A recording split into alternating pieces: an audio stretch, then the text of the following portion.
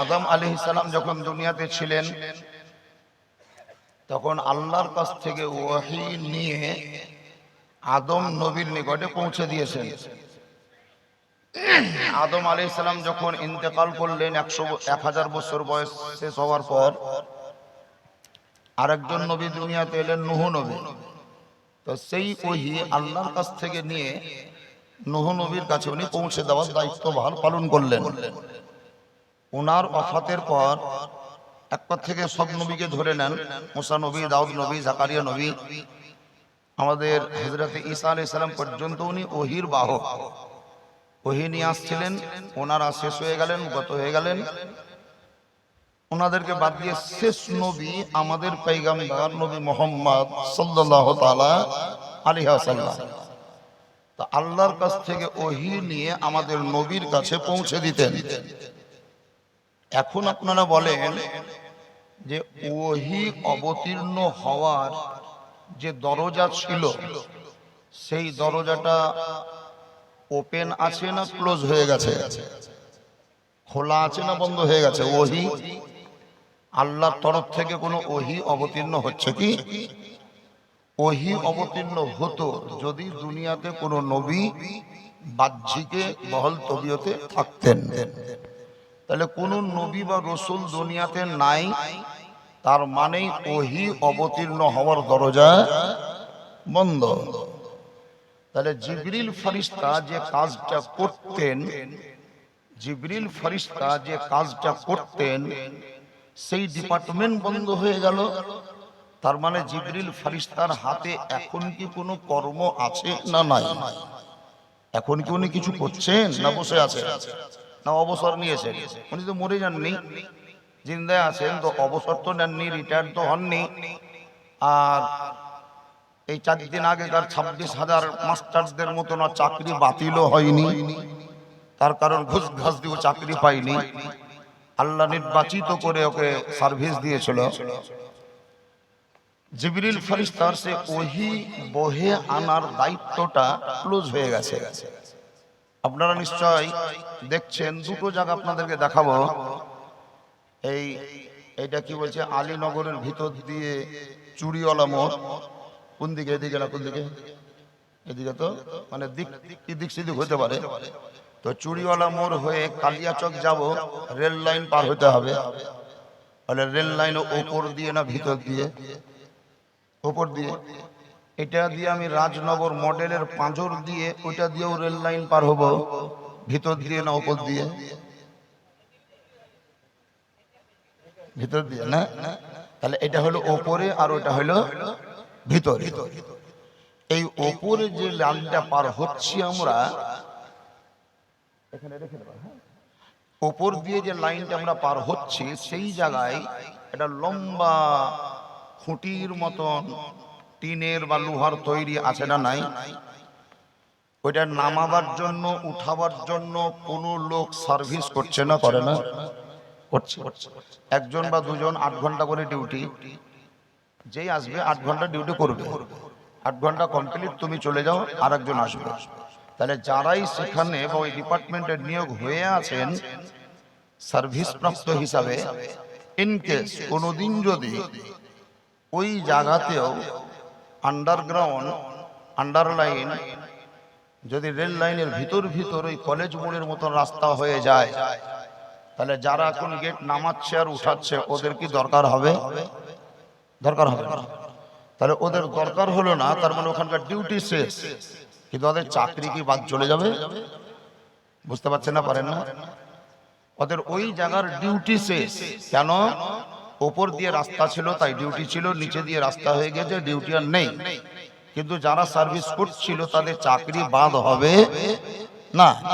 কোথায় যাবে? অন্য কোনো দপ্তরে দিবে, হয় অফিসে বসাবে, নাহলে অন্য কোনো গেটে বসাবে। জিবরিল ফেরেশতা কোন একটা ডিউটিতে ব্যস্ত ছিলেন, জিবরাইল আলাইহিস সালাম কোন একটা ডিউটিতে ব্যস্ত ছিলেন, সে ডিউটি আল্লাহরই দেওয়া। ওই ডিউটির দরজা বন্ধ। এখন জিবরাইল ফেরেশতার সার্ভিস বলবৎ আছে না নাই? উনি কিছু করছেন না করেন না? আপনাকে আমাকে জানতে হবে না যারা ওই গেটে আছে এখন, যখন আন্ডারলাইন রাস্তা হয়ে যাবে তখন ওরাই কিন্তু আপলাইনকে দরখাস্ত করবে, স্যার আমি তো কালিয়াচকের রেল গেটে ছিলাম, ভিতর ভিতর রাস্তা হয়ে গেল, তো আমার তো ওখানে দরকার নেই, আপনি বলেন যে এখন আমি কি করব বা কোথায় যাব। তখন ওনার আপলাইন বলবে যে তোমাকে আর ওই গেটে ডিউটি করতে হবে না, দীর্ঘদিনের অভিজ্ঞ ব্যক্তি, তো তুমি অফিসে বসে খাতা ছাড়ো, ওখানেও দিতে পারে, আবার ওখান থেকে হটিয়ে খালতিপুরেও নিয়ে যেতে পারে, আবার এদিকে চামা গ্রামেও নিয়ে যেতে পারে, যেখানে খুশি দিতে পারে। জিবরাইল আলাইহিস সালাম যে ডিউটিতে ছিলেন, সেই ডিউটির দরজা যেহেতু বন্ধ হয়ে গেল, কোনো নবী নেই, ওহী অবতীর্ণ হয় না, তার মানে দায়িত্ব নেই, উনি দরখাস্ত করলেন, অ্যাপ্লিকেশন জমা দিলেন, আবেদনপত্র জমা করলেন কার নিকটে? আল্লাহর নিকটে। ইয়া রাব্বাল আলামিন, তুমি তো আমাকে সার্ভিস দিয়েছিলে, তুমি তো আমাকে চাকরি দিয়েছিলে, আমার চাকরির দরজা তো বন্ধ হয়ে গেল, এখন তার ওহী অবতীর্ণ হয় না, তার মানে সেই কাজ আর নেই, এখন তুমি বলো যে আমি কোন দপ্তরে থাকবো, কোন ডিপার্টমেন্টে থাকবো, কোন জায়গায় গিয়ে কাজ করব, কোনো কাজ করব না বসে থাকবো। আল্লাহ কি বলেছেন আর কোন দায়িত্ব দিয়েছেন ওটা নোট করেন। আল্লাহ তাআলা বললেন, শোনো, যতদিন পর্যন্ত নবী ও রাসূলগণকে আমি দুনিয়াতে পাঠিয়েছি, ততদিন পর্যন্ত তুমি আমার নিকট থেকে ওহী বহন করে তাদের কাছে পৌঁছে দিয়েছো। এই দরজাটা বন্ধ হয়ে গেল, আজ থেকে কিয়ামত পর্যন্ত, জোরে বলেন সুবহানাল্লাহ, কতদিন পর্যন্ত? আজ থেকে কিয়ামত পর্যন্ত, মানে যতদিন দুনিয়া ধ্বংস না হবে ততদিন পর্যন্ত আমি যে দায়িত্ব তোমাকে অর্পণ করছি, সেই দায়িত্বের উপরেই অটল থাকতে হবে, সেখানেই তোমার সার্ভিস বলবৎ থাকবে, দপ্তর পরিবর্তন হবে না, ডিপার্টমেন্ট চেঞ্জ হবে না, অফিসের পরিবর্তন আসবে না, চেঞ্জিং হবে না, তাবদীল হবে না, তাবাদলা হবে না। এই যে জিবরাইল ফেরেশতা বলছেন, ইয়া খাল্লাকে কায়নাত, পরিবর্তন হবে না বুঝলাম, কিয়ামত পর্যন্ত অটল থাকতে হবে সেটাও বুঝলাম, কিন্তু দপ্তরটা কি সেটা তো একবার বলবে। বলে এতদিন পর্যন্ত তুমি আমার নিকট থেকে ওহী ধারণ করে নবী ও রাসূলদের নিকটে পৌঁছে দিয়েছো, আজ থেকে কিয়ামত পর্যন্ত বিশ্বের সরজমিনে যে কোনো প্রান্ত থেকে, যে কোনো দপ্তর থেকে, যে কোনো মাদ্রাসা মসজিদ থেকে, যে কোনো মক্তব খানকা থেকে আমার নবীর প্রতি আমার বান্দা বা নবীর উম্মতরা দরুদ ও সালাম পড়বে, সেই দরুদ ও সালামকে ধারণ করে নবীর পবিত্র মদিনায় পৌঁছে দেবে। বুঝতে পারলেন না কথা? বলেন, জিবরিল ফেরেশতার সার্ভিস আছে না নাই? বাতিল হয়েছে কি? বাতিল হয়নি কেন? ঘুষ দিয়ে চাকরি পাইনি, চাকরি দিয়েছে স্বয়ং আল্লাহ, দপ্তরের পরিবর্তন হয়েছে কিন্তু বহর কাজ রানিং। এবারে শোনেন, ময়ে জফালা আকার আমি বুঝতে পারিনি, আমি শিক্ষিত, আপনারা হয়তো কোনোদিন ধ্যান দিয়েছেন কিনা আমি জানি না, তবে আমার নজর পড়েছে ওখানে, ময়ে জফালা আকার বুঝতে পারছিলাম না, কাউকে জিজ্ঞাসাও করিনি, এখানেই জিজ্ঞাসা করলাম। আমি বিএ পাস, এমএম ডিগ্রি আছে, এমএ ডিগ্রি আছে, আরবিকের উপরে এমএ করেছি, এমএম করেছি মাদ্রাসা বোর্ডে, তারপরেও ময় জফালা আকারের ফুল ফর্ম বুঝতে পারলাম না। জিবরিল আমিন আল্লাহর নিকট থেকে কোরআন নিয়ে এলেন নবী মুস্তাফার নিকটে, নবীকে এসে বলছেন, ইয়া রাসূলুল্লাহ, আলিফ, ধ্যান দিয়ে বুঝেন, আলিফ। আমার নবী বলছেন ফাহিমতু, ফাহিমতু মানে কি? আমি বুঝে নিয়েছি। জিবরিল ফেরেশতা বললেন আলিফ, নবী বললেন ফাহিমতু, আমি বুঝে নিয়েছি। জিবরিল কিন্তু চিন্তিত, খুব টেনশনে ভুগছে, ব্যাপারটা কি? আমি অত দূর থেকে বহে নিয়ে এলাম, আমি বহে নিয়ে এলাম, আমি ধারণ করে নিয়ে এলাম, আমি বাহক, আমি সারমর্ম সারাংশ ভাবার্থ তর্জমা কিছুই বুঝলাম না, আর ইনার কাছে বলা মাত্রই বলছেন ফাহিমতু, আমি বুঝে নিলাম। দ্বিতীয়টা বলে দেখি। জিবরিল আমিন বলছে লাম, নবী পাক বললেন ফাহিমতু, আমি বুঝে নিয়েছি। এই ফাহিম তো ফেলে মাজির সেগা, मैं समझ गया, আমি বুঝে নিয়েছি, তার মানে मैं समझ गया, মানে এখন বুঝলাম তা নয়, আমি আগে থেকেই বুঝে আছি। মাজির সেগা অতীতের কথা। ফাহিম তো জিবরিল আমিন বলছেন তাজ্জুবের ব্যাপার। এই ক্ষেত্রেও নবী বলছেন আমি বুঝে নিয়েছি, আমি সামান্যতম কিছু বুঝতে পারলাম না। 3 নম্বর বলে দেখি কি বলছেন তিনি। আবার জিবরিল বললেন মিম, নবী পাক বললেন ফাহিম তো। 3টি অক্ষর যখন নবীর কাছে বলা কমপ্লিট, নবী বললেন ফাহিম তো, ফাহিম তো, ফাহিম তো। জিবরিল আমিন থাকতে না পেরে নবীকে জিজ্ঞাসা করছেন ইয়া রাসূলুল্লাহ, ইয়া হাবিবাল্লাহ, নবী গো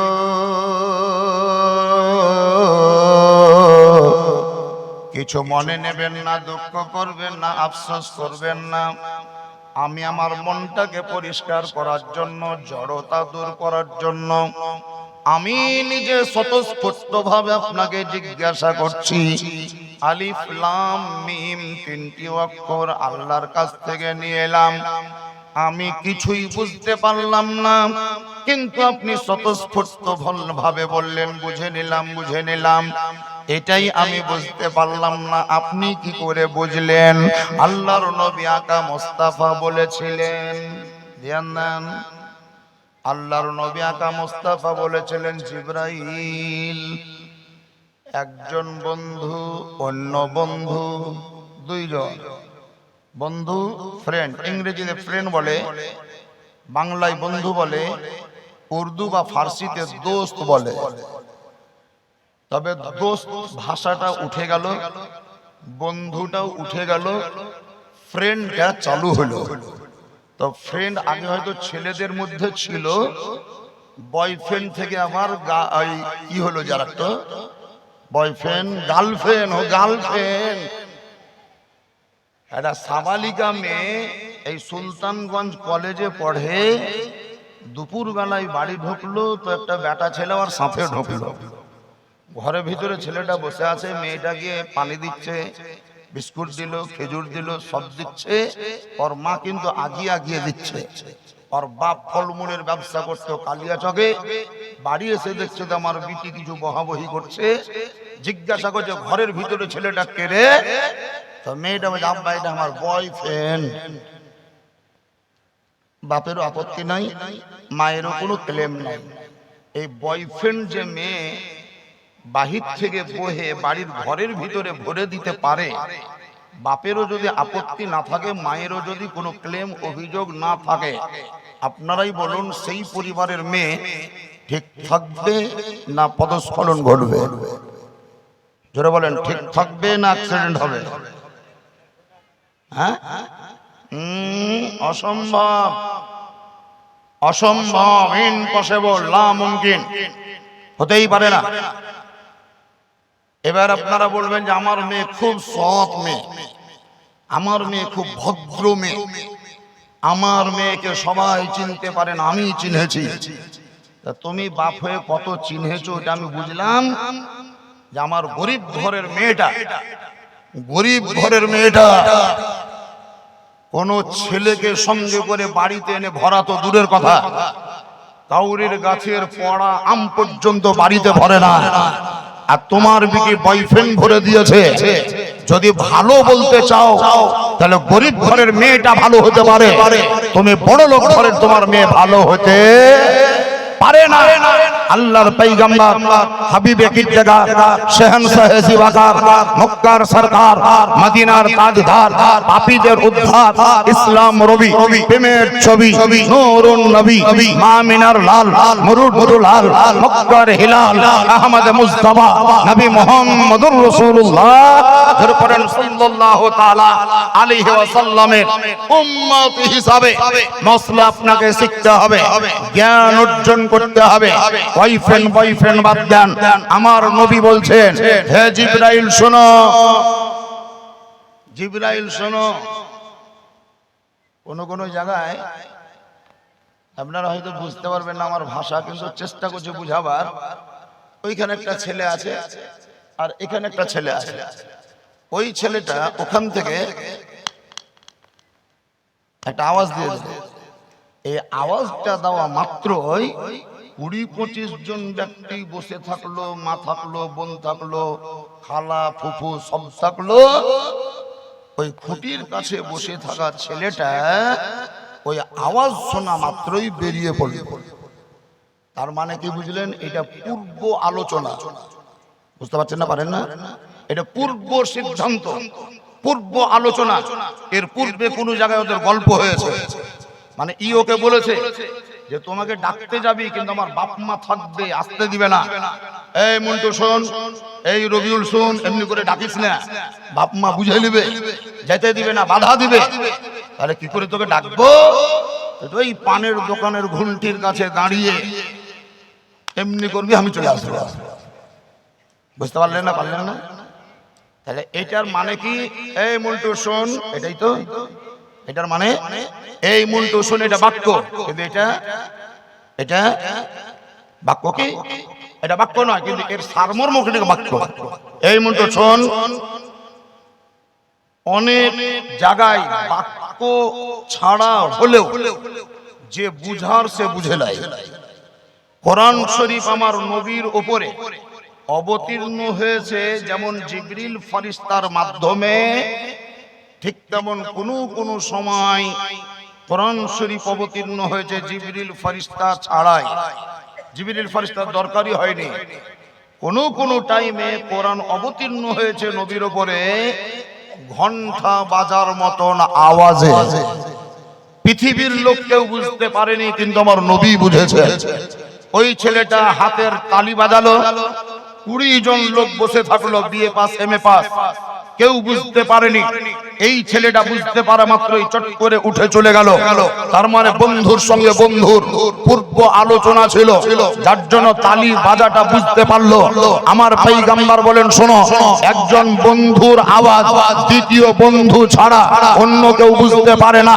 মিডিলে তুমি হচ্ছে পত্র বাহক, তুমি একজন পিউন।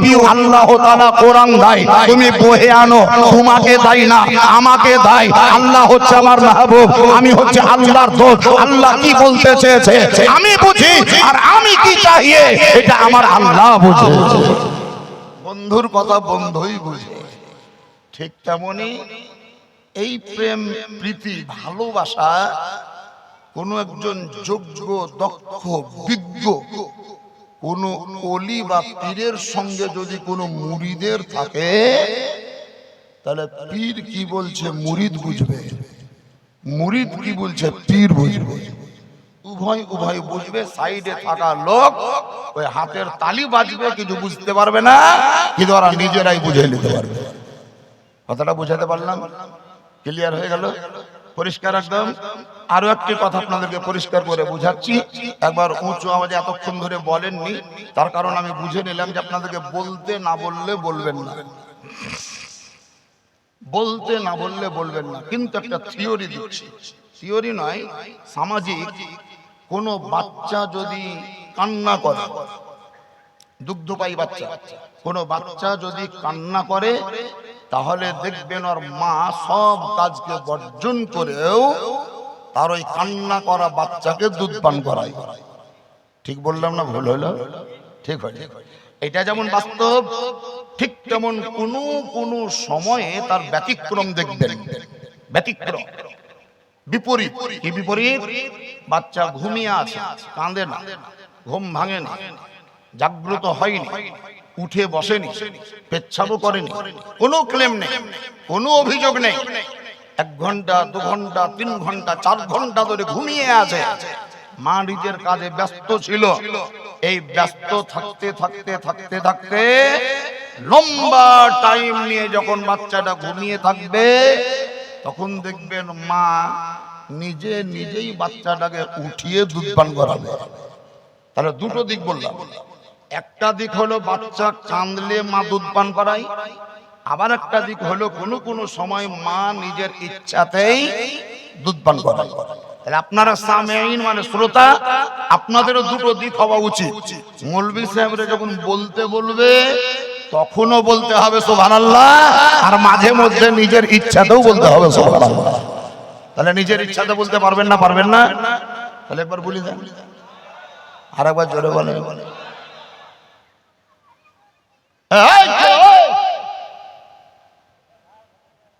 ওরা আলাদা পার্টি করেছে, সংখ্যাগরিষ্ঠ দল।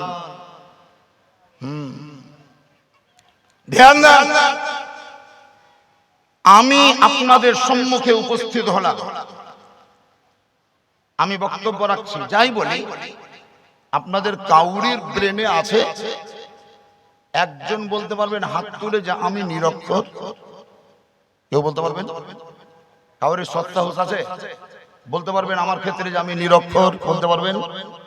আমি মূর্খ বলতে পারবেন? আমি অশিক্ষিত বলতে পারবেন?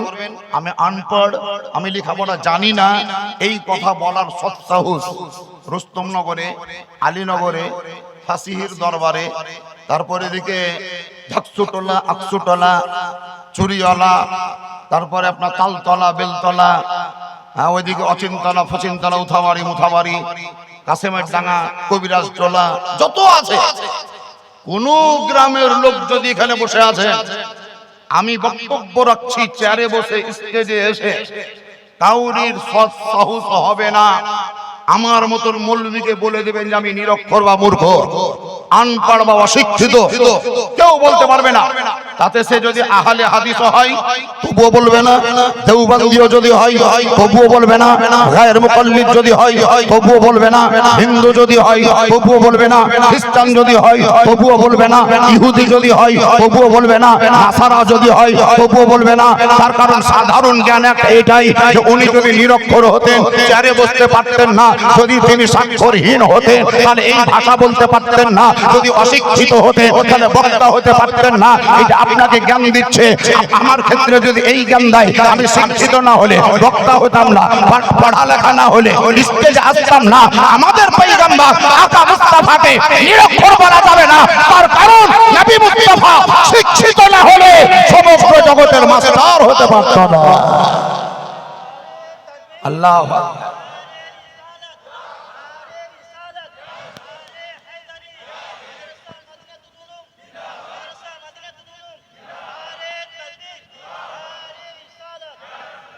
নবী পাক আকা মুস্তাফা সমস্ত শিক্ষিত ব্যক্তি অপেক্ষা আমার নবী বেশি শিক্ষিত, বেশি শিক্ষিত নবী। আর ওই শিক্ষিত নবীর কাছ থেকে যারা শিক্ষা প্রাপ্ত তালেবুল ইলম, স্টুডেন্ট, ছাত্র, শিক্ষার্থী, তারা হচ্ছেন সাহাবায়ে কেরাম। এই সাহাবায়ে কেরামরা নবীর কাছ থেকে শিক্ষা পেয়েছে, সেই সাহাবায়ে কেরামদের কাছ থেকে তাবেঈনরা পেয়েছে, তাবেঈনদের কাছ থেকে তাবেঈনগণ পেয়েছে। আচ্ছা আপনারাই বলুন, এটা বাড়ি বোধহয় নাকি না হাটতলা, হাটের দোকান? আচ্ছা হাটের মালিক কেউ আছে না নাই? হাটের মালিক কেউ আছে না নাই? মসজিদ, মসজিদ। এই হাটতলাটা বাদ দিয়ে আপনি চলেন, ওই সাইডে 3 বিঘা জমি আছে। ওই 3 বিঘা জমি যদি কাউরির থাকে তাহলে সেই জমির মালিক কেউ হবে না? হবে না? একজন মালিক আছে, একজন। ওই ব্যক্তি যেদিন মারা যাবে, ওই ব্যক্তির যেদিন ইন্তেকাল হবে, সেই দিন সেই জমির মালিক কে হবে? ওই জমির মালিক কে হবে? ছেলে, মেয়ে, স্ত্রী, বাপ, মা যদি থাকে, তাহলে তারা হচ্ছে ওয়ারিস। তাকে কি বলে? ওয়ারিস, উত্তরাধিকারী। বাংলায় বলে উত্তরাধিকারী, আরবিতে বলে ওয়ারিস। নবী আমার ইন্তেকাল করেছেন, নবীর ওফাত হয়েছে।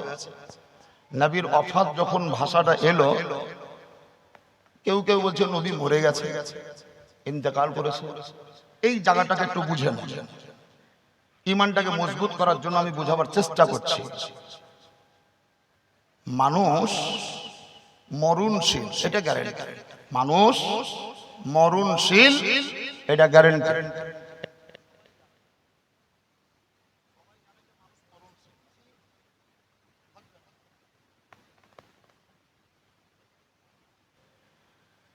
ওই ভাই বলছে কি হলো,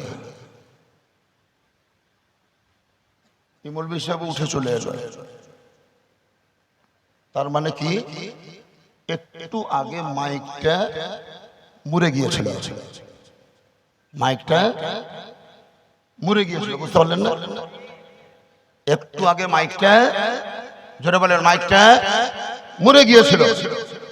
আর একটু পরে, কয়েক সেকেন্ড পরে আবার মাইকটা জিন্দা হয়ে যাবে।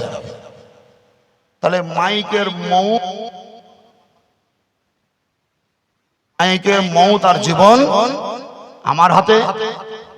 বড় বুদ্ধিমান এই কোম্পানি যে লাউড স্পিকার বানিয়েছে, লাউড যে তৈরি করেছে, মাইকম্যান বসে থাকবে এক সাইডে, শ্রোতা থাকবে কোনো জায়গায়। যদি বক্তার গলায় খুশখুশি ওঠে, কাশির প্রয়োজন হয়, দরকার হলে সুইচটাকে অফ করে মাইকটাকে বন্ধ করতে পারে, আবার প্রয়োজনে মাইকের সুইচটাকে অন করে মাইকটাকে চালাতেও পারে। বক্তার স্বাধীনতা এটা। তাহলে এতগুলা বক্স, এতগুলা হর্ন, এতগুলা আপনার স্পিকার, যতই দূরে থাক, কোম্পানি কত জ্ঞানী, সব জিনিসকে কন্ট্রোল করার জন্য বক্তার হাতের গোড়ায়, মুখের গোড়ায় একটা সুইচ দিয়ে দিয়েছে। তুমি প্রয়োজনে অফ করো, প্রয়োজনে অন করো। আল্লাহ তাআলা বলছেন, বান্দারা শোনো, তোমাকে আমি হাত দিয়েছি, নিজের মতো ব্যবহার করো। তোমাকে চোখ দিয়েছি, তোমার মতো করে তুমি পরিচালনা করো। তোমাকে কান দিয়েছি, যাহা খুশি তাহা করো। তোমাকে পা দিয়েছি, যেখান খুশি সেখান যাও। তোমাকে দাঁত দিয়েছি, যা খুশি তাই চিবাও। 1000 চিবাও, 5000 চিবাও, যাহা পারবা তাহা চিবাও। আমি আপত্তি করব না, ক্লেম করব না, গলা টিপব না। তোমার মুখে আমি জিহ্বা দিয়েছি, যে কোনো জিনিসের স্বাদ অনুভব করো। কিন্তু একটা জিনিস শোনো, আমি তোমাকে চলার ক্ষমতা দিয়েছি, স্বাধীনভাবে চলতে পারবে। আমি তোমাকে শোনার শক্তি দিয়েছি, স্বাধীনভাবে শুনতে পারবে। আমি তোমাকে চিবানোর দাঁত দিয়েছি, যাহা খুশি তাহা চিবাতে পারবে। আমি তোমাকে ধারণ শক্তি দিয়েছি, যা ইচ্ছা তা ধরতে পারবে। আমি তোমাকে দর্শন শক্তি দিয়েছি, যাহা খুশি তাহা তুমি দেখতে পাবে। তোমাকে আমি বিবেক দিয়েছি, যা ইচ্ছা তুমি চিন্তা করতে পারবে। কিন্তু একটা জিনিস তোমার দেহাভ্যন্তরে, দেহের ভিতরে রেখেছি, যেটার নাম আত্মা, যেটার নাম রুহু। এই রুহুটা তোমার অধীনে নাই, এই রুহুটা তোমার কবজাতে নাই, এই রুহুটা তোমার কন্ট্রোলে নাই। আমি আল্লাহ সেই রুহুটাকে আমার কন্ট্রোলে রেখেছি, আমার অধীনে রেখেছি। যে কোনো মুহূর্তে তোমার দেহ থেকে রুহু বার করে তোমাকে মারতেও পারি, আবার মরার পর সেই রুহুটা দিয়ে তোমাকে জিন্দাও করতে পারি। বুঝতে পারলেন না? আর পরিষ্কার করে বুঝাবো, আর একটু বুঝিয়ে। আমার দেহের ভিতরে আত্মা আছে। আমাদের আত্মাকে বাহির করে ইজরাইল ভাই পালেছেন,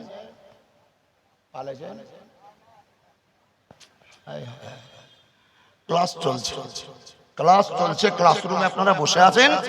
তবে এটা আমি জানি, যে কোন স্কুলে ম্যাক্সিমাম অথবা মিনিমাম 6টা পিরিয়ড হয়, 6টা পিরিয়ড হয়। টিফিনের আগে 4টি আর টিফিনের পর 3টি, 7টা পিরিয়ড। তো বড় বুদ্ধিমান হেডমাস্টার বা টিআইসি যারা হয়, teacher incharge, TIC, teacher incharge, তিনাদের মধ্যে বিবেক থাকে, জ্ঞান থাকে, বুদ্ধি থাকে। অঙ্ক সাবজেক্টের পিরিয়ড টিফিনের পরে রাখে না, টিফিনের আগে। কেন? ওই সময় ছেলে মেয়েদের ব্রেন তাজা থাকে, পড়ার প্রতি আগ্রহ থাকে।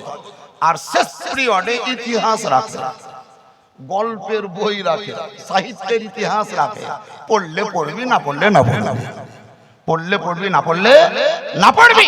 কিন্তু first period, second period, third period দেখবেন অঙ্ক, ইংরেজি, গ্রামার, জীবন বিজ্ঞান, ভৌত বিজ্ঞান, এগুলো রাখতে হয়। আর লাস্ট পিরিয়ডে ইতিহাস, গল্পের বই। কারণ ওই সময় মাস্টারেরও জান ছটছট করে, বাস ধরবো, আর ছাত্ররও মন খলবল করে, ব্যাগে বই ভরে বাড়ি পালা করে। পড়ার দিকে ধ্যান কাউরির থাকে না। ঘন্টা কখন বাজবে, পাগলা ঘন্টা ওই মাস্টারের দিকে বুঝাচ্ছে, আর ছেলেমেয়েরা ব্যাগে বই ভরছে, খাতা কলম ভরছে। এই ব্যাগে কেন বই ভরলি? স্যার বাড়ি যাবো। শেষ পিরিয়ডের ঘটনা এটাই হয়। আমি লাস্ট পিরিয়ডে এসেছি, তার মানে বুঝতে পারছি যে আপনারা ব্যাগে বই ভরছেন, খাতা কলম ব্যাগে ভরছেন, গুটাচ্ছেন না, টেনশন নেবেন না। ইসরাইল ফেরেশতা সবারই জান কবজ করে, করছে, করবে, এটাই বাস্তব। আমাদের নবী মুস্তাফার দেহের ভিতরে আত্মা বলে কোন শক্তি ছিল, সেই শক্তি মানে আত্মাটা ইসরাইল ফেরেশতা বার করে নিয়েছে। ইসরাইল ফেরেশতা, জোরে বলেন, ইসরাইল ফেরেশতা বার করলেন। কেন বার করলেন? কোরআনের থিওরি, কোরআনের রুলস, কোরআনের বিধান, কোরআনের আইন। কুল্লু নাফসিন যায়িকাতুল মাউত, কুল্লু নাফসিন যায়িকাতুল মাউত, এই রুলস মোতাবেক ইসরাইল ফেরেশতা জান কবজ করলেন। আমার মোবাইল কোথায় আছে এখন? হুজুর একটু ধ্যান দিন, আপনারা না শুনলেই না, শুনবেন না। জি হ্যাঁ, ওইদিকে একটা লাইন্সম্যান থাকে, এদিকে একটা লাইন্সম্যান থাকে, আর মিডিলে রেফারি থাকে, আর সাইডে গোটা ফিল্ডে দর্শক থাকে। দর্শকদের চোখ শুধু বলের দিকে যে কখন গোল বক্সে ঢুকছে, আর লাইন্সম্যানের চোখ থাকে যে ওদিককার প্লেয়ার এদিকে বল যাওয়ার আগে গিয়েছে না যায়নি। বল যাওয়ার আগে যদি চলে যায় তাহলে ফাউল, কি অফসাইড, আর যদি কাউকে কই না তো হুড়া মেরে দেয় তাহলে ফাউল, আর যদি বল মাথায় মারতে গিয়ে এখানে লেগে যায় তাহলে একে কি বলছে, হ্যান্ড হ্যান্ড হ্যান্ড হ্যান্ড। এগুলো ওদের দায়িত্ব। রেফারিও ধরে, কিন্তু লাইন্সম্যান যারা তারা বেশি ধরে। আর আপনারা তো শুধু দর্শক, মানে তালি বাজাবার জন্য ওরা রেডি। আমরা কখন গোল বক্সে বল ঢুকবে, আউল ফাউলের দিকে খেয়াল কম করে, লাইন্সম্যান যারা তারাই খেয়াল করে। তা আপনারা শ্রোতা সামিন অত লক্ষ্য করবেন না আমার কোন জায়গায় ফাউল হচ্ছে, কোন জায়গায় হ্যান্ড হচ্ছে, এটা ধরার জন্য রেফারি বসে আছে। রেফারি, লাইন্সম্যান, ইনাদের দায়িত্ব। সে তো বেশি নজর দিতে হবে আমার বক্তব্যের প্রতি ইনাদের। আপনাদের কত নজর দিতে হবে না, আপনারা সরল বাংলায় বুঝেন। নবী করিম আকা মুস্তাফার কথা বলছিলাম। আমার মোবাইলটা কোথায় আছে বলেন? বার করে নিলাম। এখন কোথায় আছে? হাতে ধরে আছি, হাতেই ধরে থাকবো সারাদিন, সারা রাত ধরে থাকবো। আমার কাছে কাজকর্ম কিছু আছে, হয় এখানে রাখবো, আর না হলে এখানে রাখবো, আর না হলে ঘুরিয়ে আবার যে পকেটের মোবাইল সেই পকেটে রাখবো। হয়ে গেল, হাত ফাঁকা। ইসরাইল ফেরেশতা তো একটা লোকের জান কবজ করার জন্য তৈরি হয়নি, পৃথিবীর সমস্ত জীবের জান কবজ করার জন্য তৈরি হয়েছে। আমার নবী মুস্তাফার দেহের ভিতর থেকে রূহ বার করলেন।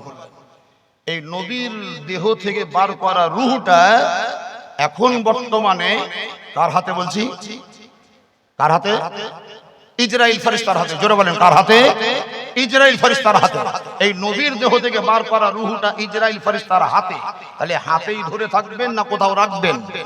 আল্লাহ তাআলাকে জিজ্ঞাসা করছেন, ইয়া রব্বে কায়নাত, ইয়া খাল্লাকে কায়নাত, সমগ্র জগতের সৃষ্টিকর্তা তুমি, দেহ থেকে বার করা রূহকে রাখার জন্য তুমি দুটো জায়গা তৈরি করেছো।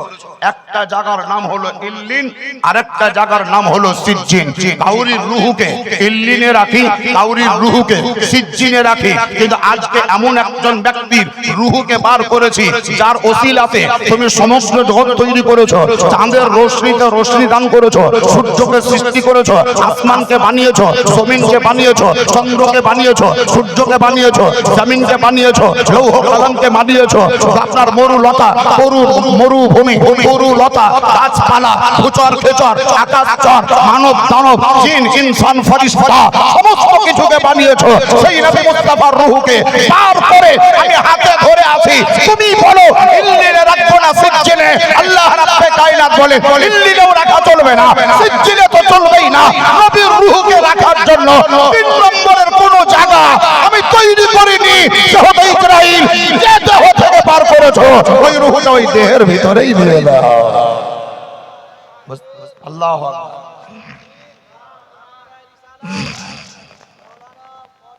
কি বুঝলেন? মোবাইল আমার পকেটে ছিল, বার করে নিলাম। পকেটে মোবাইল আছে না নাই? পকেটে মোবাইল আছে না নাই? নাই।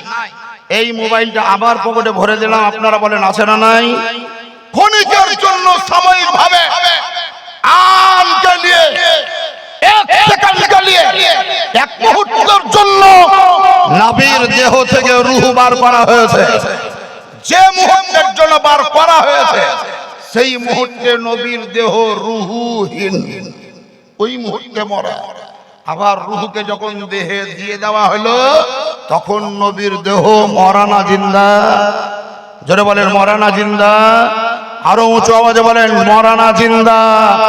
এই নবী মুস্তাফার রূহ বার করা হয়েছে যেমন বাস্তব, ঠিক তেমন সেই রূহকে পুনরায় ফিরিয়ে ওই দেহেই রাখা হয়েছে, এটাও বাস্তব। এর জন্য বিখ্যাত ইমামে আহলে সুন্নাত মুজাদ্দিদ দ্বীন ও মিল্লাত রাহবারে শরিয়াত ও তরিকাত ইমামে আহমদ রাজা খান ফাজিলে বেরেলভী আলাইহির রহমত তিনি বলেন কু জিন্দা है वल्लाह, कु जिंदा है वल्लाह, मेरी चश्मे आलम से छुप जाने वाले चमक तुझसे पाते हैं, सब पाने वाले मेरा दिल भी चमका दे चमकाने वाले। সেই নবী আমাদের জিন্দা নবী, ওই নবীর উপরে অবতীর্ণ হলো কোরআন। এখন একটা গল্প আপনাদেরকে বলছি, বইয়ে পড়েছে আমি, বইয়ে। হয়তো আপনাদের কালিয়াচক এলাকায় প্রচলন আছে না নাই, কোন এক যুগে একটা লোকের নাম ছিল চাঁদ সদাগর। কি নাম ছিল? চাঁদ সদাগর।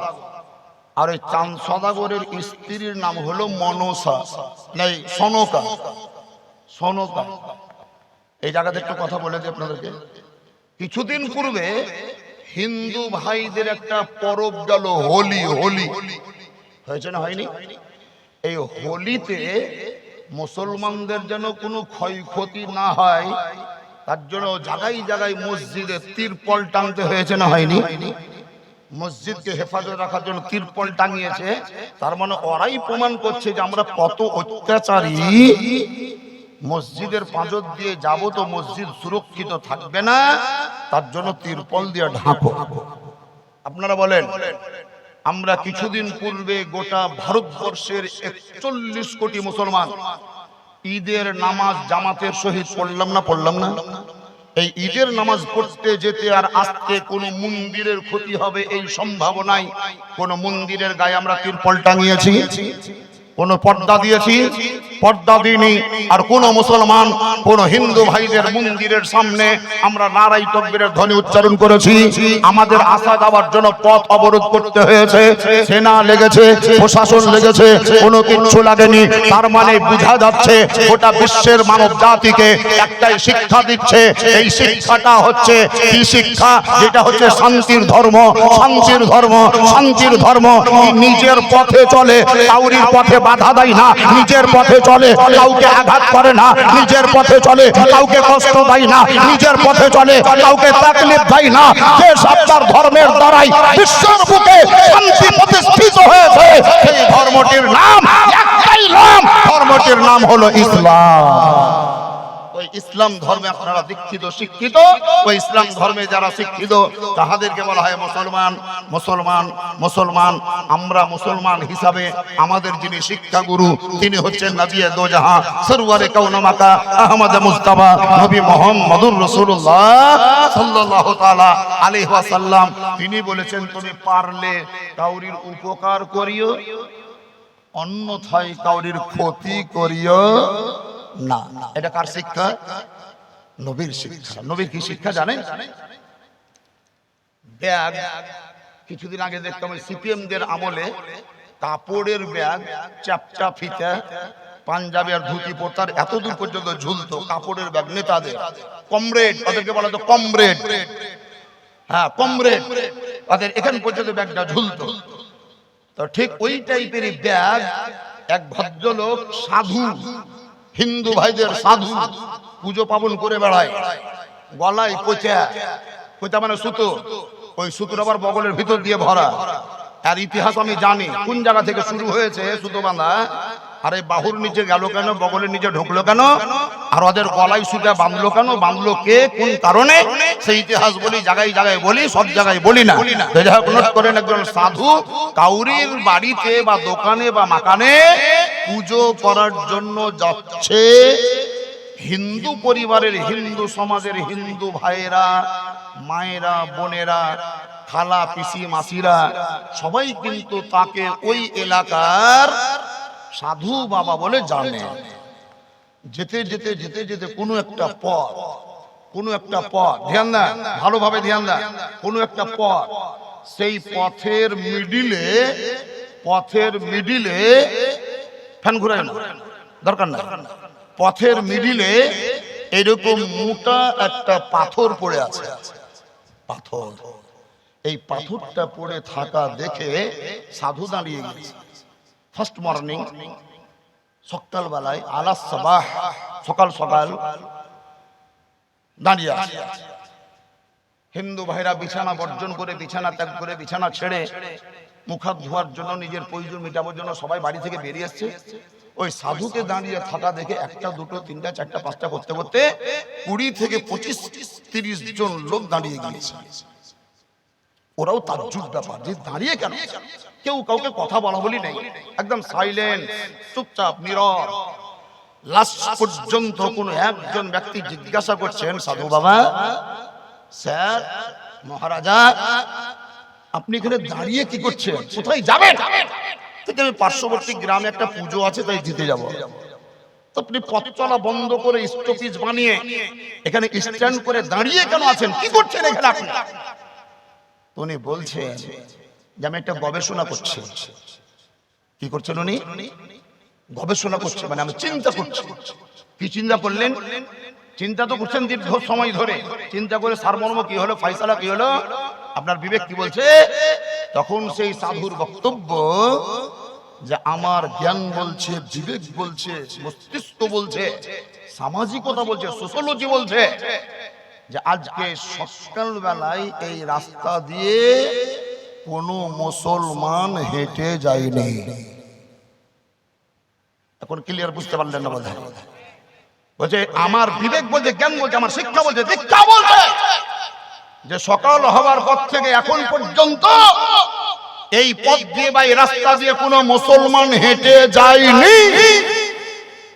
সব হিন্দুরা হতবাক, কোন সাধুর সাধু, মুসলমানের কথা তুললে কেন, মুসলমানের কথা উচ্চারণ করছে কেন?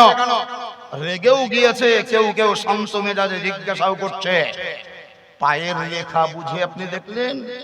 পায়ের তো দাগ নেই, স্পট তো নেই, পায়ের তো কোনো রেখা বা দাগ পড়েনি, স্পট পড়েনি, তাহলে হিন্দুর পায়ের দাগ না মুসলমানের পায়ের দাগ? মুসলমান হেঁটেছে না হাঁটেনি, কোন জায়গায় লেখা আছে আপনি বুঝান। তখন তিনি বললেন, শোনো, ধ্যান দিয়ে শোনো, আমি যদিও যাইতে হিন্দু, আমি হিন্দু ভাইদের ঘরে ঘরে পুজো করে বেড়াই, কিন্তু তাই বলে আমি সত্যকে লুকিয়ে রাখতে পারি না, হককে মিটিয়ে দিতে পারি না। মুসলমান যাহাদেরকে বলা হয়, এই মুসলমানদের যিনি ধর্মগুরু, মুসলমানদের যিনি শিক্ষক, মুসলমানদের যিনি টিচার, মুসলমানদের যিনি মুর্শিদ, মুসলমানদের যিনি পথ প্রদর্শক, তার নাম হচ্ছে মুহাম্মদ, তার নাম হচ্ছে মুহাম্মদুর রাসূলুল্লাহ। মুসলমানদের নবী সেই মুহাম্মদ নবী তার ছাত্রদেরকে, শিক্ষকদেরকে শিক্ষা দিয়েছে, তোমরা যখন পথে চলবে যদি পাথর দেখতে পাও দূরে হটিয়ে দিও, যদি দেখতে পাও দূরে হটিয়ে দিও, মহিলা যদি দেখতে পাও পরিষ্কার করে দিও। মুহাম্মাদের শিক্ষা এটাই, পথকে পরিষ্কার করা। এখনো পথে পাথর পড়ে আছে, প্রমাণিত হচ্ছে হিন্দু হাঁটতে পারে কিন্তু কোন মুসলমান হাঁটে না। বুঝতে পারলেন না কথা? মুসলমান তাদের নাম যাদের দ্বারাই পথ পরিষ্কার থাকবে, যাদের দ্বারাই বাড়ি ঘর পরিষ্কার থাকবে। কিন্তু আমরা মুসলমান এমন, দোকান পরিষ্কার, ঘর পরিষ্কার, আরে বাবা রে, আপনাদের গ্রামে এসে দেখলাম কিছু টালির বাড়ি, আর ওই অচিন্তলা টচিন্তলার দিকে যদি যান, মুথাবাড়ি, তারপরে আবলা বাবলা, তারপরে আর একটা কি গ্রাম আছে যে ইন্দারাতলা, ইন্দারাতলা ওই সাইডে কি বলে যেটাকে, হ্যাঁ, পটল ডাঙা, বেগুন ডাঙা লয়, কুমড়া ডাঙা লয়, টমেটো ডাঙা লয়, আপেল ডাঙা লয়, লিচু ডাঙা লয়, পটল ডাঙা। তার মানে এমন একটা জমি ছিল, উঁচু জমি, সেই জমিতে কোনো এক যুগে কোনো লোক পটল লাগাইতো। পটল লাগার প্রচলন ছিল, যার জন্য ওই জায়গাটার নামই হয়ে গেল সেই দিন থেকে আজ পর্যন্ত পটল ডাঙ্গা। এটা যেমন হলো তালতলা, তালতলা। আর ওখানে একজন ভদ্রলোক, মুরব্বী লোক, মেলা দিন আগে একটা ঘুন্টি বসিয়ে চুড়ি বিক্রি করতে হতো, চুড়ি বিক্রি করতে হতো। এরই লেগে নাম হলো চুড়িওয়ালা মোড়। এখানে যেমন সুলতানগঞ্জ কলেজ হওয়ার জন্য কলেজ মোড় হয়নি, কলেজ মোড়, ঠিক তেমন এটা হলো চুড়িওয়ালা মোড়, এটা হলো তালতলা, ওটা হলো আপনার পটল ডাঙ্গা। বাপজিরা শুনেন, আমরা মুসলমান, মুসলমান হিসাবে আমাদের শিক্ষা, বলছি যে এখানে টালির বাড়ি দেখলাম, কিন্তু ওই সাইডে যাবেন তো অনেক বাড়ি, দুতলা তিনতলা পাকা বাড়ি। পাকা বাড়ির সঙ্গে সঙ্গে দেওয়ালে প্লাস্টার করার পর এমনি রং ঘষে দেয়নি, ইংরেজি ভাষায় বলে ওয়াল পট্টি। ওয়াল পট্টি, পট্টি মানে হলো লিপে দেওয়া, আর ওয়াল মানে হলো দেওয়াল। ওয়াল মানে দেওয়াল, দেওয়ালকে লিপে দেওয়া, এমন এক প্রকারের রং, তারপরে দেওয়ালকে লিপে দিয়েছে।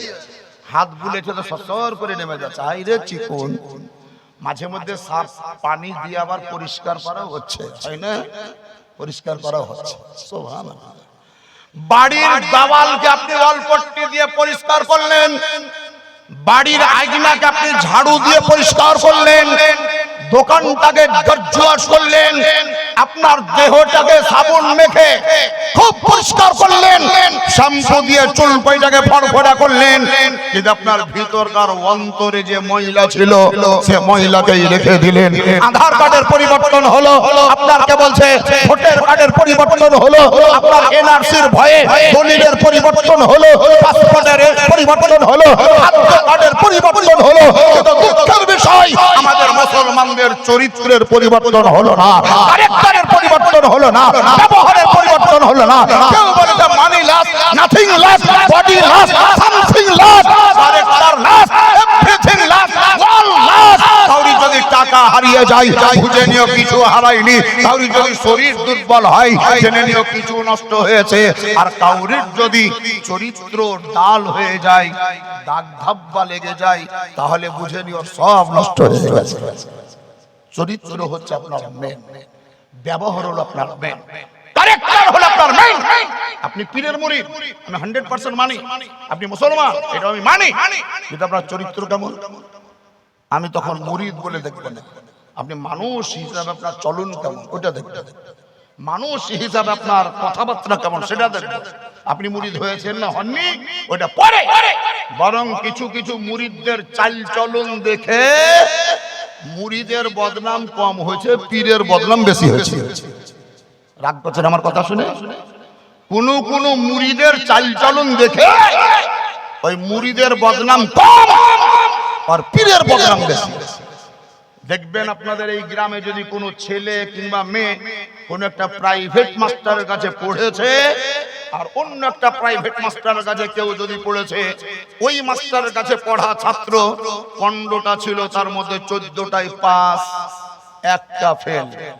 গ্রামের লোক বলবে হতেই পারে, মাস্টারটা ভালো পড়িয়েছে, 15টার মধ্যে 14টাই ফার্স্ট ক্লাস, কি letter mark, star mark, first class, first number পেয়েছে, ফার্স্ট ডিভিশনে পাস করেছে, মানে ভালোই পড়িয়েছে। আর আরেকটা মাস্টার যার কাছে পড়ছিল মাত্র 13টার মধ্যে 11টাই ফেল, 2টা পাস। দুনিয়ার লোক কি বলবে, এলাকার লোক কি বলবে? এই মাস্টারটা পড়িয়েছে ভালো, এটা বলবে?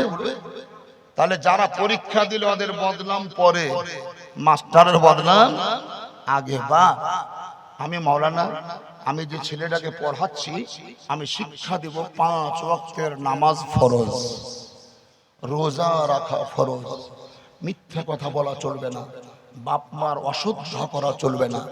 আমি যে পীরের কাছে মুরিদ, আমি সেই পীরের মুরিদ যিনার নাম হুজুর সৈয়দ শাহ মাসরুর আহমদ কলিমি রহমতুল্লাহ আলাইহি।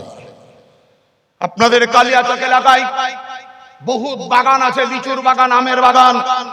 এখন আম ধরে গিয়েছে, লিচু বোধহয় ধরেছে না ধরবে, ধরে গিয়েছে লিচু, ধরে গিয়েছে আম, কিন্তু কিছুদিন পরেই দেখবেন সেই গাছের আম গাছে নাই, লিচু গাছের লিচু লিচুর গাছে নাই, সব পেড়ে পেড়ে ঢাকিতে ভরে কালিয়াচকের বাজারে মার্কেটিং করে লরিতে চাপিয়ে স্করপিওতে চাপিয়ে কোথায় কোথায় হাওয়া হয়ে যাবে, আপনার আম আর লিচু হয়ে যাবে হাওয়া, আর আপনাদের এলাকাতেই যাবে না পাওয়া। বাপজিরা মা এবং বোনেরা, এমন একটা বাগান আপনারা লাগিয়েছেন যে আজ আছে কাল নাই, একদিন দেখতে পাবেন তারপরে দিন দেখতে পাবেন না, কিন্তু এটা হকের কথা বলছি। কসম খোদার, আমাদের হুজুর পীর মুর্শিদ সৈয়দ শাহ মাসরুর আহমদ কালেমী রাহমাতুল্লাহ আলাইহি মুর্শিদাবাদ সহ বাংলা ডিস্ট্রিক্টে দিনাজপুর এলাকাতে বিহার ও বাংলাতে এমন একটা ইলমের বাগান লাগিয়ে দিয়েছে যে আপনি মরে যাবেন কিন্তু কিয়ামত পর্যন্ত মাসরুর মিয়ার বাগানের ফল ফুরাবে না। ওনার লাগিয়ে যাওয়া বাগানের ফল ফুরাবে না, এই ফল থাকতেই থাকবে থাকবেই থাকবে। ইলমের বাগান লাগিয়েছে, জ্ঞানের বাগান লাগিয়েছে, জায়গায় জায়গায় মাদ্রাসা প্রতিষ্ঠা করেছেন। যাক, আমার কথা দেবো আপনারা রাগ করছেন,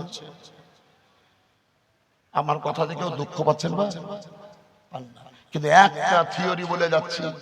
এটা মাওলানা সাহেব, এই মাওলানা সাহেবকে এই তালবিলিমটা বাচ্চা ছেলে সালাম দিলে তো সালাম দেওয়া মাত্র দেখছে হাত চুমলে হাত। আমি আপনাদের গ্রামে প্রথম কিংবা দ্বিতীয় বা তৃতীয়টা বলবো না, আজকে এলাম তো বেশ কিছু তালবিলিম দেখলাম, এই মাদ্রাসার পড়ানো অন্য জায়গার পড়া তা জানি না, সালাম করলো আমার হাত দুখানাকে ধরে চুম্বন দিল। আচ্ছা, মৌলবীদেরকে সালাম দিয়ে তালবিলিমে পাবলিকে মাস্টারে ডাক্তারে হাত চুমে এই প্রথাটা আছে না নাই? প্রচলনটা আছে না নাই? আছে। তালবিলিমেরও হাত চুমে, খলিফা সাহেবেরও হাত চুমে, আমরা প্রয়োজনে মাঝে মধ্যে পীর সাহেবেরও হাত চুমি, এমনকি মুখ লাগিয়ে পীর সাহেবের পায়ে মুখ লাগিয়ে কদম বসিও করি। আমি কোনোটারই বিরোধী নই, আমার উপরে রাগ গোসা করবেন না, আমি পরিষ্কার করে বলছি আমি কোনোটারই বিরোধী নয়। মৌলবীর হাত চুমেন খুব ভালো, তালেবুল ইলমের হাত চুমেন খুব ভালো, আলেম ওলামাদের হাত চুমেন খুব ভালো। সুযোগ পেলে, ফুরসত পেলে, মৌকা পেলে আপনি আপনার পীর ও মুর্শিদেরও হাত চুমেন, কদম বসি করেন, খুব ভালো।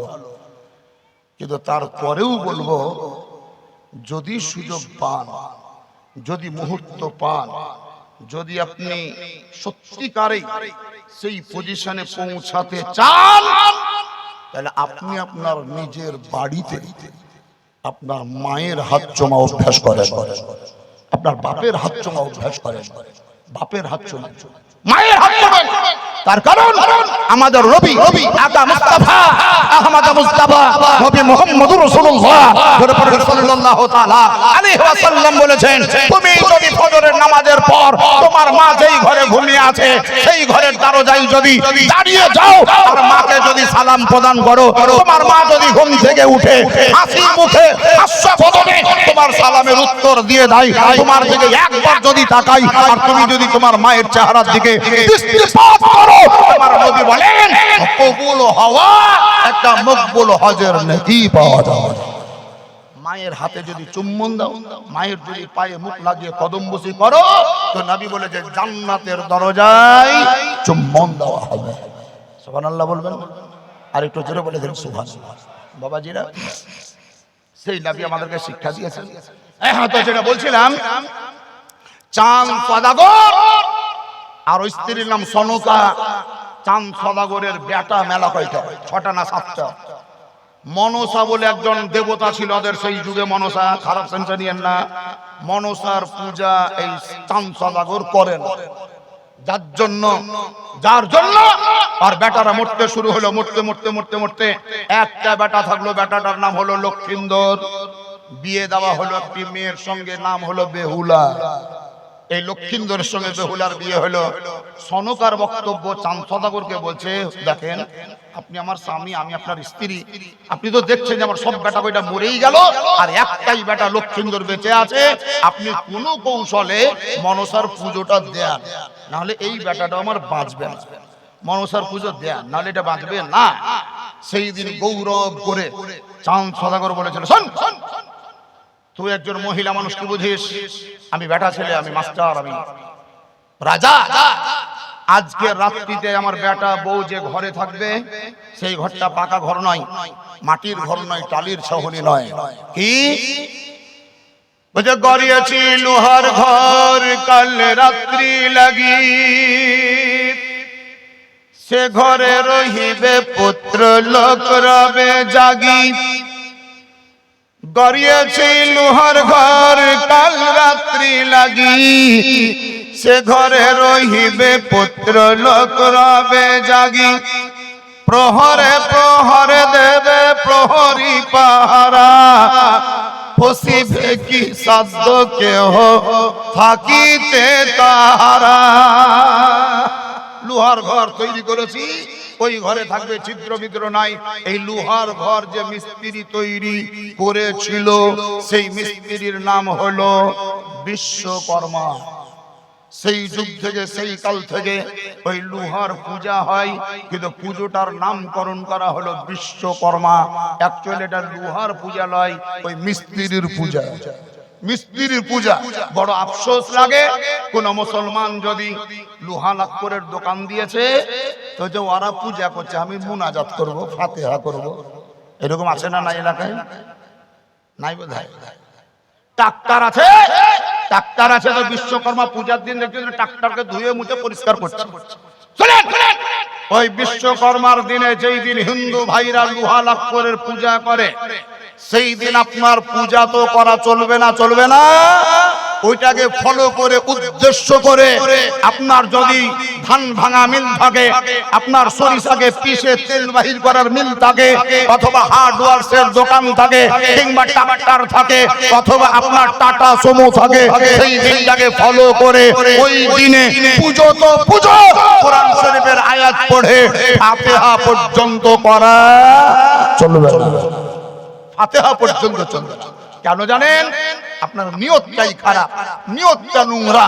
আল্লাহর পয়গম্বর আকা মুস্তাফা বলেন, ইন্নামাল আমালু বিন্নিয়াত, প্রতিটি কর্মের বিনিময় নির্ভর করে তার নিয়তের উপর, নিয়তের উপর, নিয়তের উপর।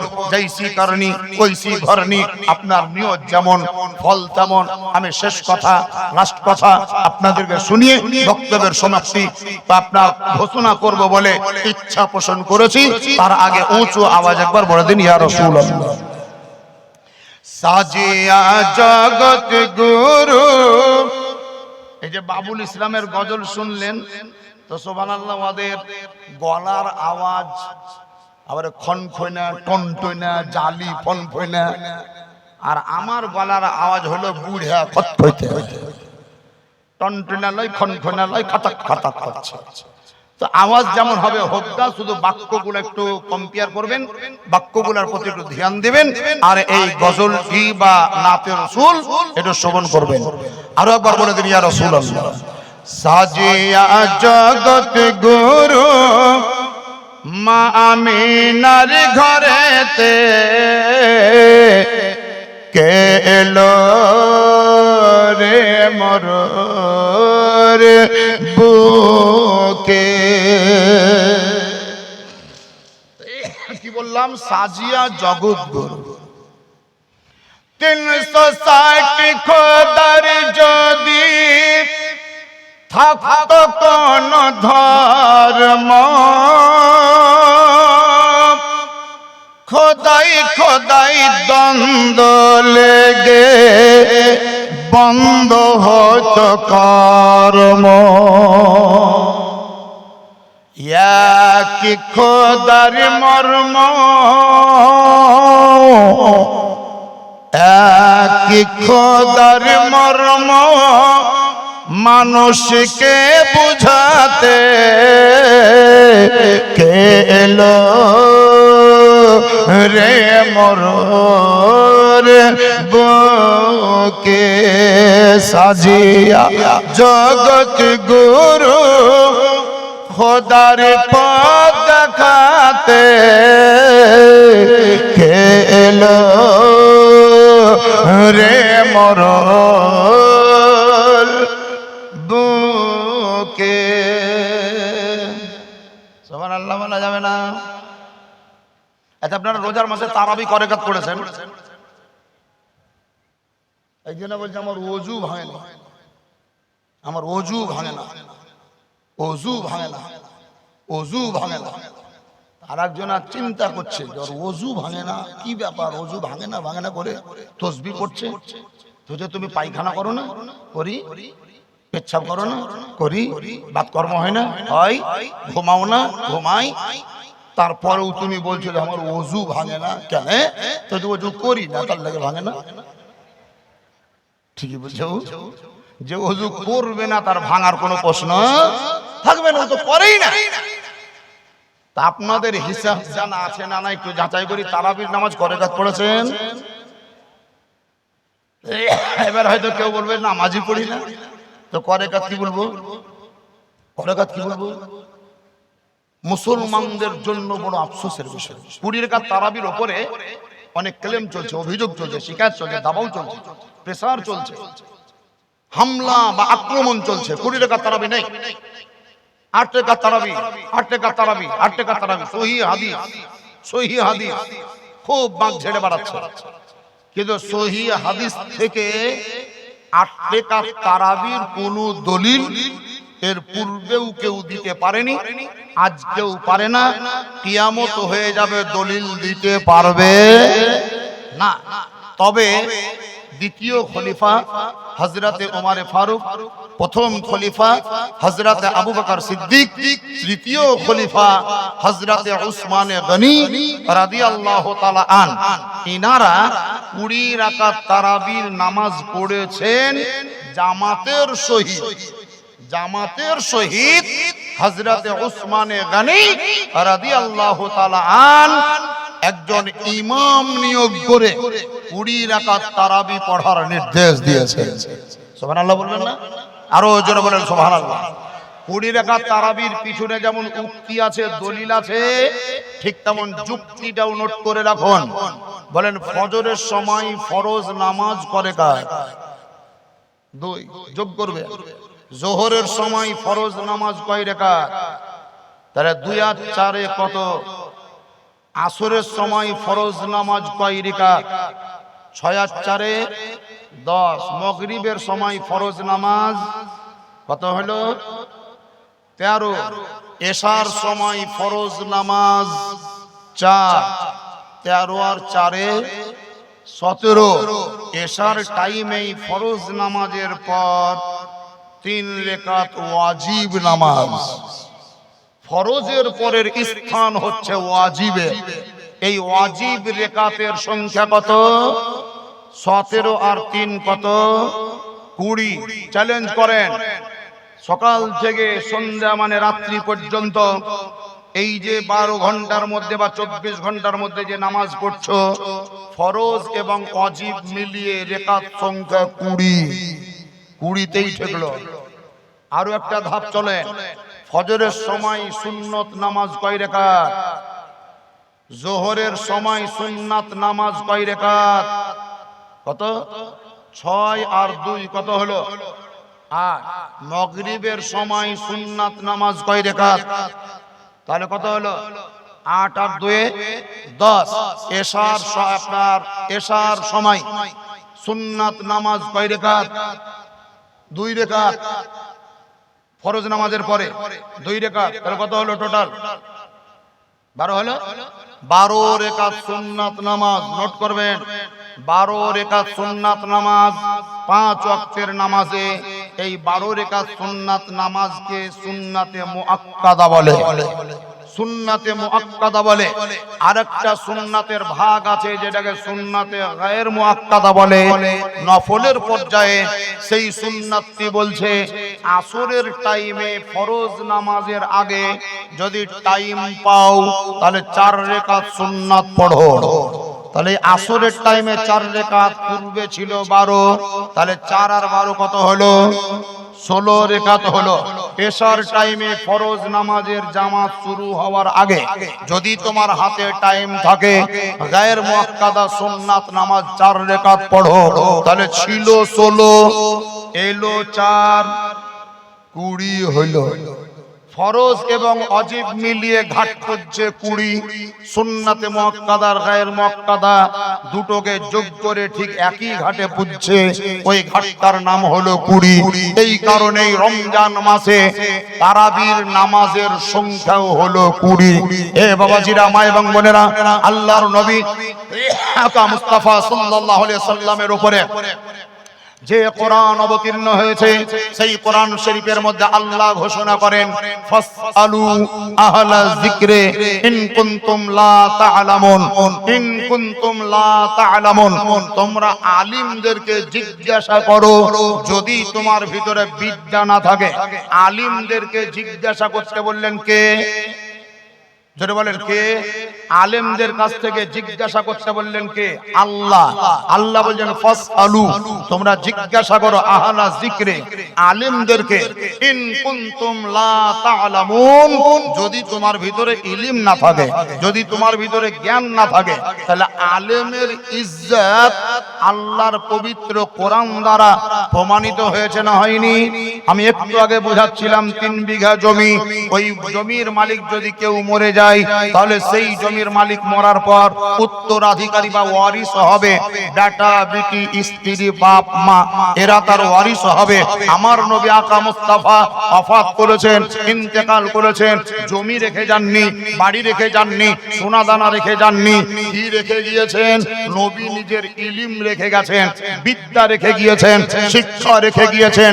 আমার নবীর রেখে যাওয়া যে ইলম, আমার নবীর রেখে যাওয়া যে বিদ্যা, আমার নবীর রেখে যাওয়া যে শিক্ষা, আমার নবীর রেখে যাওয়া যে ইলমের পাহাড়, সেই ইলমের ওয়ারিসকে, ইলমের উত্তরাধিকে নবী নিজেই ডিক্লার দিয়েছেন, আল উলামাউ ওয়ারাসাতুল আম্বিয়া। উলামায়ে কেরাম যারা, আলিমে দ্বীন যারা, হাক্কানি আলিম যারা, বা আমাল আলিম যারা, তারাই হচ্ছে উলামায়ে কেরাম, সুন্নি সহিহুল আকীদার উলামা। তাহাদের ইজ্জত বা শ্রদ্ধা করতে হবে না? হবে না? রাজার বেটাকে গালি দিলে রাজা দুঃখ পাবে, পীর সাহেবের বেটাকে সমালোচনা করলে পীর সাহেব কষ্ট পাবে, আলেম ওলামাকে গাল দিলে, খারাপ ভাষায় কথা বললে আমার নবী মুস্তাফা কষ্ট পাবে। খবরদার, সাবধান, সচেতন, সজাগ হয়ে যান। হাদিস পাকের মধ্যে লেখা আছে, মাউতুল আলিমে মাউতুল আলম, একজন আলিমের মরে যাওয়া তার মানে একটা পৃথিবীর মরে যাওয়া। সুবহানাল্লাহ। কেন জানেন? 1000 যদি রোগী মরে, 1000 যদি রোগী মরে যায়, তাহলে অন্য রোগীর কোনো ক্ষতি হবে না। 1000 যদি পেশেন্ট হাসপাতালে মরে যায়, অন্য পেশেন্টের কোনো ক্ষতি হবে না। কিন্তু ওই হাসপাতালে চিকিৎসায় রত থাকা একজন যোগ্য দক্ষ ডাক্তার যদি মরে যায়, তো হাসপাতালের সব রোগীর অসুবিধা হবে না? হবে না? 5টা পাবলিক যদি মরে তেমন কোনো ব্যাঘাত ঘটবে না, কিন্তু একটা আলেম যদি মরে যায়, তাহলে সমাজের ক্ষতি, দেশের ক্ষতি, দশের ক্ষতি। এর জন্য বলেছে মাউতুল আলিমে মাউতুল আলম, একজন আলিমের মরে যাওয়া, ইন্তেকাল করা, তার মানে সমাজ আপনার বিদ্যা থেকে পিছিয়ে যাওয়া, ইলম থেকে পিছিয়ে যাওয়া, সমাজেরও মরে যাওয়া। সেহেতু বাবাজিরা, আলেমুল ইলমদের শ্রদ্ধা আপনাদের জন্য জরুরি, আলেমদের শ্রদ্ধা আপনাদের জন্য জরুরি, ওলামায়ে কেরামদের শ্রদ্ধা আপনাদের জন্য জরুরি, আউলিয়ায়ে কেরামদের, পীর ও মুর্শিদের শ্রদ্ধা আপনাদের জন্য জরুরি। আপনাকে শ্রদ্ধা করতে হবে, আপনাকে সম্মান দিতে হবে। আমাদের নবী সেই শিক্ষাটাই দিয়েছেন। ওই নবী কি শিক্ষা দিলেন? নোট করুন। মানুষ হয়ে মানুষ কিনে দাস করে রাখে, জানের ভয়ে দাস তারে প্রভু বলে ডাকে। দাস দাসী হইতে, দাসী দাসী হইতে স্বাধীনতা দিতে কে এলো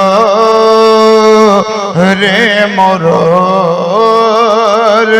বুকে। সুবহানাল্লাহ বলা যাবে না? আর একটা কলি আছে, বাপ যখন বেটিকে জিন্দা দাফন করে বেটি কেন্দে বলে আল্লাহ কেউ তো এসে ধরে নির্দোষ মেয়ের তরে নির্দোষ মেয়ের তরে ভাবে বাঁচাতে এলো রে মোর বুকে সাজিয়া জগৎ গুরু খোদার পদ দেখাতে কে এলো রে মোর বুকে। মোহব্বতে বলুন সুবহানাল্লাহ। লাস্ট কথা, ফিনিশিং কথা, শেষ কথা, আমি জিন্দা না মরা, ইনি জিন্দা না মরা। যেদিনই তার জানাজ আপনার গোসল দেওয়া হবে, কাফনের কাপড় পরিয়ে দেওয়া হবে, জানাজার নামাজ পড়ে কবরে দাফন করা হবে। আমার যেদিন জানাজার নামাজ হবে, কাফন হবে, কবরে দাফন করবে, এলাকার লোক বলবে না মাওলানা মুআজ্জম সাহেব মারা গিয়েছে, কাসেম সাহেব মারা গিয়েছে, বলছে না বলে না লোক? তাহলে আমার হাত চলছে, ধরফরা চলাফেরা করছি, সমাজ বলছে, আপনারাও বলছেন, বিবেক বলছে আমি জিন্দা। যেই দিন আমার দেহ থেকে রূহ বেরিয়ে যাবে সেই দিনই আমি মরা। এটাই দুনিয়ার লোক জানি আমরা। কিন্তু একটা অন্য জায়গায় আপনাকে নিয়ে যাচ্ছি। একটা লোকের নাম হলো আবু জেহাল। কি নাম বললাম? আবু জেহালের আসল নাম হলো আবাল হাকাম, জ্ঞানের পিতা, বুদ্ধিমানের বাপ। কিন্তু নবীর দেওয়া টাইটেল হলো আবু জেহাল, আবা জেহাল, মূর্খের পিতা। সেই আবু জেহাল চলাফেরা করছে, খাওয়া দাওয়া করছে, হাত ঠিক আছে, চোখ ঠিক আছে, নাক ঠিক আছে, কান ঠিক আছে, কথা বলছে, দেখতে পাচ্ছে, শুনতে পাচ্ছে, হাঁটা লড়া করতে পারছে, সব করছে। কিন্তু তারপরেও ওই মুহূর্তে নবী মুস্তাফার নিকটে জিবরিল ফেরেশতা এসে বলছেন, ইয়া রাসূলুল্লাহ, আবু জেহাল মুর্দা, আবু জেহাল মরা। চলাফেরা করছে, খাওয়া দাওয়া সব করছে, কিন্তু জিবরিল ফেরেশতা এসে নবীকে বলছে, ইয়া রাসূলুল্লাহ, আবু জেহাল মরা। এই জায়গাটা হলো একটা। আরেকটা জায়গায় চলে, কুফা নগরে, কারবালার ধরতিতে, কারবালার সরজমিনে সাইয়্যিদুশ শুহাদা, শহীদে কারবালা, মা ফাতেমাতুজ জাহরার কলিজার টুকরা, হযরতে আলীউল মুর্তজার নয়নের তারা, নবী মুস্তাফার দিল পিয়ারা, পাপীদের সাহারা, ইমামে হোসেনের দেহ থেকে স্বর্ণচ্ছেদ হয়ে গিয়েছে। এজিদ বাহিনীর ঘোড়া তার দেহের উপরে চালিয়ে শরীরের মাংসগুলো টুকরো টুকরো হয়ে কারবালার ধরতিতে ছিটিয়ে পড়ে আছে। তারপরে কোরআন বলছে ইমামে হোসেন জিন্দা। বুঝতে পারলেন না? কোরআন বলছে ইমামে হোসেন জিন্দা। জিজ্ঞাসা যদি করতে হয় তাহলে আবু জেহালকে জিজ্ঞাসা করেন, এ আবু জেহাল, তুমি খাচ্ছ, চলছো, বলছো, চলাফেরা করছো, তারপরেও তোমাকে জিবরিল মরা কেন বললো? তো আবু জেহাল বলবে, আমি জিন্দা হলেও নবী মুহাম্মদের সঙ্গে আমার দুশমনি আছে, শত্রুতা আছে, তার কারণেই কেউ বলেছে আদাওয়াতে মুস্তাফা নে মুঝে জিনে नहीं दिया। আর ইমাম হোসেনকে যদি শোধা তো ইমাম হোসেন বলবে মোহাব্বতে মুস্তাফা নে মুঝে মারনে नहीं दिया। আবু জেহাল বলছে নবীর সাথে দুশমনি করে আমি মরে গিয়েছি, আমাকে জিন্দা থাকতে দিল না। আর ইমামে হোসেন বলছেন নবীকে ভালোবেসে আমি জিন্দা হয়ে গিয়েছি, কারবালায় শহীদ হলেও আমাকে মরতে দিল না, মরতে দিল না, মরতে দিল না। কোরআন ঘোষণা করে বাল আহইয়াউ ইনদা রাব্বিহিম ইউরজাকুন, তারা শহীদ হয়েছে, শাহাদাত বরণ করেছে, তারা পূর্বেও জিন্দা ছিল, আজও জিন্দা আছে। আল্লাহর তরফ থেকে কবরের ভিতরে তারা রুজি পায়, রুজি পায়, রুজি পায়। ওয়া আখিরু দাওয়ানা আলহামদুলিল্লাহি রাব্বিল আলামিন। মুমিন